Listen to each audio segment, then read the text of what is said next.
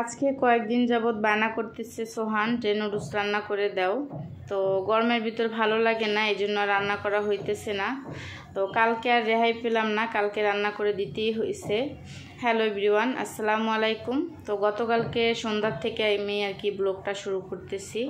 তো যে যেখান থেকে আমার ভিডিওটি নতুন দেখছেন অবশ্যই কিন্তু ফেসবুক থেকে দেখলে ফলো করবেন আর শেয়ার করে দিবেন, আর ইউটিউব থেকে দেখলে অবশ্যই কিন্তু সাবস্ক্রাইব করবেন, পাশে থাকা বেল বাটনটি ক্লিক করবেন। তো এখানে আমি এই যে নুডলস রান্না করতেছি। এখানে আমার ফ্রোজেন কিছু গাজর আর হচ্ছে গিয়ে কি বলে এটাকে মটরশুঁটি ছিল, আর আলুটা একটু হালকা সিদ্ধ করে নিছি। তো আমি এটার ভিতরে আলুটা যখন হাফ সিদ্ধ হয়েছে তখন আমি আর কি গাজর আর হচ্ছে গিয়ে মটরশুঁটিটা দিয়ে দিলাম।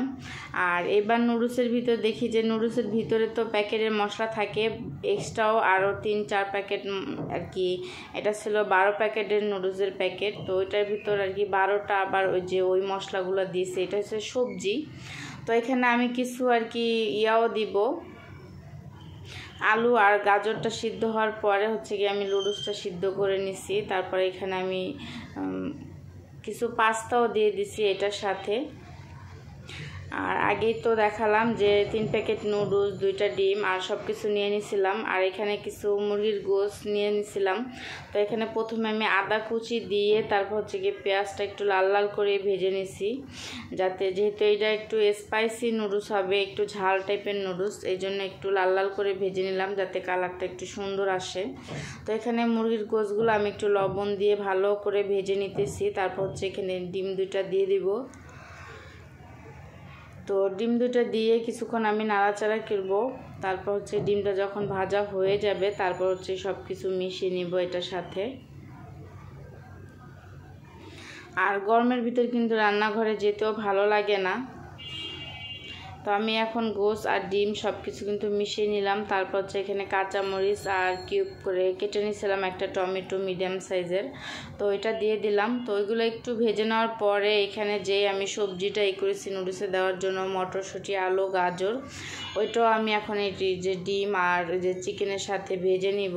আমি কিছুটা লবণ দিয়ে দিলাম, যেহেতু নুডলসে লবণ আছে, এটা অল্প একটু দিলেই হবে। এই জন্য পরিমাণ অনুযায়ী আমি যতটুকু প্রয়োজন আমার অতটুকু দিয়ে দিলাম। তো এই যে সবজিটা আমি ভালো করে আর কি একটু সময় নিয়ে ভেজে নিব। এই যে আমার সবজিটা কিন্তু ভাজা হয়ে গেছে অলরেডি। তো এখন এই যে আমি নুডলসটা কিন্তু সেকা দিয়ে তারপর হচ্ছে ঠান্ডা পানি দিয়ে ধুয়ে নিয়েছিলাম। তারপরে এখানে আমি দিয়ে দিলাম। আর এই যে মশলাগুলো ছিল নুডলসের প্যাকেটের ভিতরে, ওই মশলাগুলো দিয়ে দিলাম। 3টা মশলাই দিয়ে দিলাম, যেহেতু এখানে 3 প্যাকেট নুডলস আর অল্প একটু পাস্তাও দিচ্ছি আমি, সবজি, তারপর হচ্ছে মুরগির গোশ, সব কিছু মিলিয়েই কিন্তু এই যে এটা রান্না করা হইতেছে। আর মাশাআল্লাহ নুডলসটা খেতে অনেক মজা ছিল, ওরা তো অনেক মজা করে খেয়েছে। এই যে নুডলসটা কিন্তু আমার রান্না অলরেডি হয়ে গেছে। তো আমি যেহেতু নুডলস খাই না, এই জন্য আমার জন্য আবার একটু আমি আদা চা করে নিয়েছিলাম। আজকে কয়েকদিন যাবত এই মাথায় প্রচণ্ড মাথা ব্যথা কমতেছে না, এই জন্য আমি ভাবলাম যে একটু আদা চা করে আর কি আদা, তেজপাতা, তারপর হচ্ছে এলাচি দিয়ে আর কি রং চা বানিয়ে নিছি। আর এখানে কেক নিয়ে নিছি 1 পিস, ওইটা দিয়ে আমি চাটা খেতে আসি আর ওদেরকে হচ্ছে নুডলস খাওয়ার জন্য দিয়ে দিছি।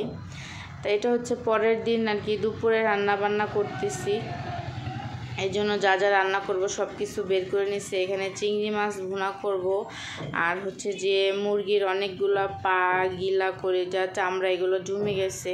তো ওইগুলো আমার পছন্দ, কে কে পছন্দ করেন অবশ্যই কিন্তু কমেন্টে জানাবেন। আর অনেকে হয়তো বা খারাপ ভাবতে পারেন বা খারাপ মন্তব্য করবেন, তো সেটা হচ্ছে তো যার যার ব্যক্তিগত ব্যাপার। আমার যেটা ভালো লাগে আমি ওইটাই আর কি করি। তো এখানে মুরগির গোশ ভিজিয়ে নিচ্ছি, ডাল, তারপর হচ্ছে চিংড়ি মাছগুলো কিন্তু আমি বেছে নিছিলাম। আর অনেকগুলো থালবাটি হয়েছিল, ওইগুলোও ধুয়ে নিছি আমি। তো এখানে চিংড়ি মাছটা আমি ভালো করে একটু লাল লাল করে ভেজে নিছি, যেহেতু ভুনা করব এই জন্য পেঁয়াজের পরিমাণটা একটু বেশি দিছি, আর বাটা পেঁয়াজও এখানে আমি ব্যবহার করব। তো আমি মশলাটা আর কি ভালো করে, চিংড়ি মাছ সবাই রান্না করতে পারেন, এই জন্য আমি বেশি কিছু শেয়ার করলাম না। তো এই জন্য আমি এই যে মশলাটা কষিয়ে তারপর হচ্ছে চিংড়ি মাছটাও কষিয়ে নিলাম। এখন ঝোলের জন্য পানি দিয়ে দিব যতটুকু প্রয়োজন আমার, যেহেতু ভুনা করব বেশি ঝোল রাখবো না। তো আমার চিংড়ি মাছটা কিন্তু এই যে অলরেডি রান্না করা হয়ে গেছে। তারপর হচ্ছে কি যে মুরগির গিলা কলিজা রান্না করব।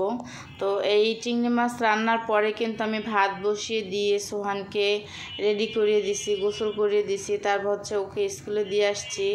আসার সময় আবার 4 গ্লান পানি নিয়ে আসছি, 20 লিটার পানি, যেহেতু বাইরের পানি আর কি কিনে খাওয়া হয়। তো 20 লিটার পানি আমি আবার নিয়ে আসছি। তারপর হচ্ছে এসে ভাত গড় দিয়ে এই যে আমি আবার রান্না করতেছি। আজকে রান্না করতে আর কি দেরি হয়ে গেছে, এই জন্য আর গ্যাস চলে গেছে। বললামই তো যে শরীরটা বেশি ভালো না, একটু শুয়েছিলাম, এই জন্য দেখি উঠে আবার দেরি হয়ে গেছে।